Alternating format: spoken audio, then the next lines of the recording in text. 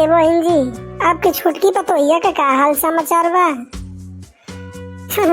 अरे बहनी, अब वही तो नया नवेली पतोही बा, ओकरे बारे में का बता सकेनी? अब देखा बा ए बहन जी, आजकल का पतोही तो जानता बानी कितना गबड़ ढीठ होत होई। अरे बहनी, बड़की पतोही के जब अपने उंगली पर नचौते बानी तो छोटकी कौने खेत के मूली बा? ए बहन जी, सुमन के शादी के कौन बातचीत नहीं चलल हवे का? नहीं ए बहनी, यही हमारे रानिया के भाग्य संवरी जात, हमहू जानती कि कुंभ नहा लेनी। नमस्ते चाची जी, खुश रहो ए बहनी। का बाती बाहू बड़को, आज खेत में बड़ी पहिला आ गईलू। अम्मा जी, हम कुछ कहल चाहत हैं तो कहो। आज हमारे शादी के सालगिरह है तो बहिनी, अरे साल गिरा, महीना गिरा, हफ्ता गिरा, दिन गिरा, सब गिरा तो का रोज रोज आके हमके बताइबू? अम्मा जी, सालगिरह का मतलब आज के दिन हमार शादी भइल रहल तो ई बतिया खेते में आके बतौले का जरूरत रहल हवे? घरवा आउती तो नहीं बता पाऊ तू? अरे माई, सालगिरह का मतलब ई होला जैसे बर्थडे मनावल जाला वही तरह सालगिरह मनावल जाला। अच्छा अच्छा, तो सालगिरह मनाइबू हो? हाँ अम्मा जी। आप पैसावा कहाँ से आइल हवे? डेहरिया में से गेहुआ नहीं चुरा के बेचलू हो? नहीं अम्मा जी, भगवान रोजी न कराई कुल करे के। गेहूँ चुरा के बेचलू नहीं हो, लइका इतना कमात नहीं बा कि तोके देई। मर्द हमर कमैबा नहीं करेला, थोड़ा मोड़ा कमाला तो वही से घर द्वार चलला। तो ये मुद्रा कहाँ से आया है बहुरिया? छोटकी दिहला हवे अम्मा जी। करे आवते ऊ नाटक शुरू कर दिले, ओकर हिम्मत का दाज देत हई। तो का होई माई? होई का? ओके माना कर दे। और तू हो, तू नहीं जाना था घर का हालत कैसन बा? चलो तो सालगिरह मनावे, आज तक नहीं मनाइल हवे तो मर गईली हो। अम्मा जी, सोना का ख्वाहिश रहल हवे, हम नहीं कहनी, सोना अपने तरफ से मनावत हई। ख्वाहिश रहल हवे, कोई दिया पाला नहीं पड़ल बा तुआरे शकुंतला देवी से। जहिया पाला पड़ जाई ना, वही दिन सोना देवी से सुहागा देवी बन जाई। अरे बाप हो बा, हमार बेटी खेते में दिन रात काम करतिया, ई दुगो बाड़ी को घर ही में साल गिरा, चादरा गिरा मनावत बाड़ी लोग। और कान खोल के सुन ले, जाके मना कर दिए सोना देवी के। अब उनके हमारे बारे में पता नहीं बा। आइल तो के समझ में? ठीक बा अम्मा जी। का अम्मा जी, बड़ी जोड़ जोड़ से चिल्लात रहनी है, क्या बात बा? कहो भाभी, तू बड़की भाभी के सालगिरह मनावत हो? एमन का भइल बा? अरे घर में खुशी जैसे मिले वैसे मना लेवे के चाहिए। ओ, तो बात यहाँ से बा। तो तू आइलू हो हमके खुशी के बारे में बतावे करतिन के आ? तो एमन कौन पहाड़ टूट गइल हवे? अरे ननद जी का हर साल बर्थडे मनावल जाता तो उहो रुकवा दी, हम सालगिरह नहीं मनाई।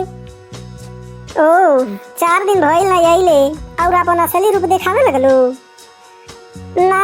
हमार रूप बहुत अच्छा बा, लेकिन क्या करी अम्मा जी, आपका बुढ़ापा आ गए, लेकिन पुष्पा वाला अकड़ आपका गइल ना, तो हमार का जाइए वही 4 दिन भइल बा हमके। सोना, ई का बोला था तू? सास के वही तरह बात करेला? हाँ? नहीं दीदी जी, हमके ऐसे नहीं बोले के चाहिए, बल्कि एहू से खराब बोले के चाहिए। अरे सालगिरह मनावल जाता, आपके पैसा देते हम, और तकलीफ होता ये बूढ़ा के। देखो सुनवा, बहुत हो गई अब तोर। अरे नहीं अम्मा जी, ये आप खातिर के बहुत हो गई बा, लेकिन हमारे खातिर के वही शुरुआत हवे। देख ले सुनवा, तोर नाटक बहुत हो गई, तो ये आप खातिर हो गई बा, लेकिन हमारे खातिर के वही शुरुआत हवे। दीदी जी, समय मिलल बा बोले के बोले लेवे दी, हम इनकर कुंडली इतना दिन में सब देख लिए हैं। अरे ते का देख लिए रे सोगमारी? हाँ, चुप, गाड़ी देबू तो आज और रब्बे से पूरा जिंदगी बैठ के खाइबू। देखो हमारे ऊपर अपन शासन चलावे के कोशिश मत करियो। हम आज के बेटी और बहू हैं, आई समझ में। तो के पता नहीं बा कि ते का करत है। आग में हाथ डलबी तो जर जेबी। अम्मा जी हम आपके 5 सेकंड पहले बोलनी है कि हम आज के बेटी और बहू हैं।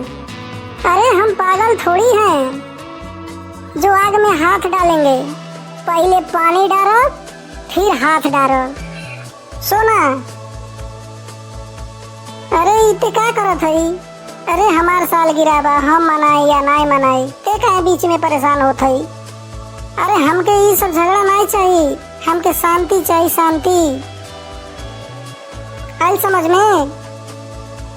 तोरे अकड़ बहुत ज्यादा बा।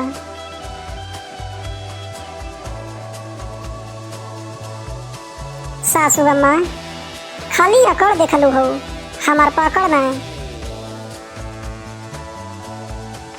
सास बाड़ू महतारी बन जा, बहू ना बेटी बन के सेवा करब। अगर डाइन बनले के कोशिश करबू तो हमके काली बनले में तनिको देर नहीं हुई। जय राम जी के। अम्मा जी अब ही सोना बच्चा बा, ओके कुछ घर परिवार के बारे में अब पता नहीं बा। जाए दे अम्मा जी, छोड़ दे ओके।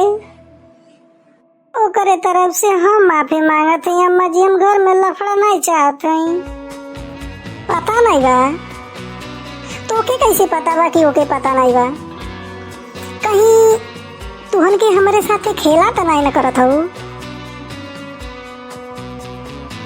बहनी रजनी जाके सोनवा फुनवा के समझा दी हो कि हम ओकर सास हई और ऊ हमार बहू। हम बहू बन के सास बनल बानी, लेकिन ऊ अब खाली बहू बिया, बहू। हम समझा दे अम्मा जी, समझा देवो के।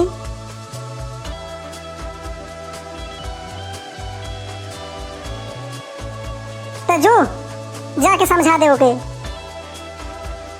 ठीक बा अम्मा जी। ये दीदी जी, अरे ये तो आपका पतोहिया बम आई है जी। ये तो सीधा सीधा तोप या तोप